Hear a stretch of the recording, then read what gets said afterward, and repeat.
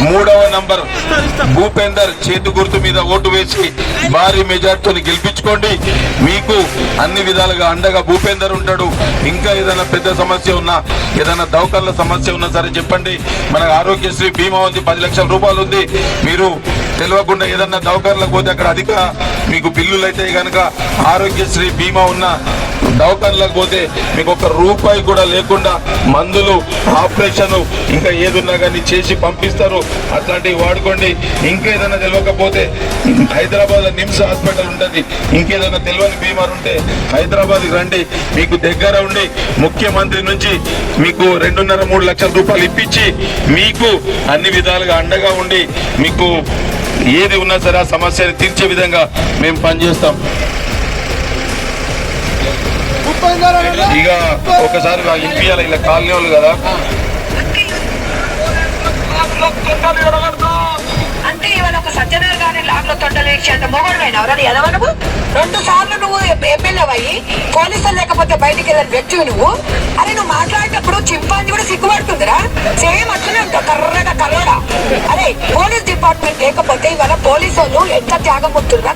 ఇవాళ పండుగ లేదు, పబ్బం లేదు, ఇల్లు లేదు, వాకి లేదు. పండుగలు వస్తే మనకు కవచకుండం లాగా ఉండే పోలీస్ డిపార్ట్మెంట్ వాళ్ళ కుటుంబాలను అవమానిస్తావా? ఒక ఆడమ్మతోనే ఎంత ఘోరంగా తిట్లు తిన్నాడంటే వాడి బతుకు వేస్ట్. అసలు వాడు భూమి మీద ఎందుకుంటున్నాడో కూడా తెలియదు. ఎన్నో రకాల అవమానాలు వానికి. ఇంకా వాడేదో ఎందుకురా నాయన నీ కలర్లు ఎందుకు, మేము చూడు ఎంత మంచిగా వచ్చినాం, 4 జెండాలు పట్టుకొని వచ్చినాం.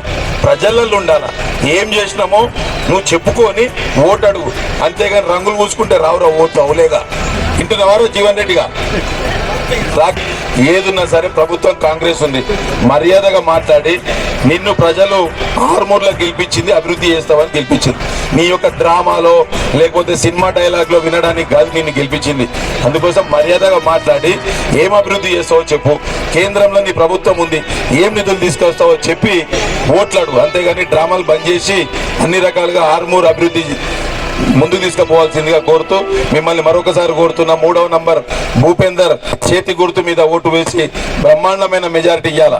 ఎందుకంటే ఆ మెజారిటీతోని ఈ జీవన్ రెడ్డి, రాకేష్ రెడ్డి ఇద్దరు చెంపలు, ఒక చెంప ఒక్కొక్క సైడ్, ఇంకోటి చెంప ఇంకొక సైడ్ చెల్లు అనే విధంగా ఇస్తారని చెప్పి కూడా తెలియజేస్తూ మరొకసారి అందరికీ కూడా ప్రత్యేకంగా ధన్యవాదాలు తెలియజేస్తున్నాను.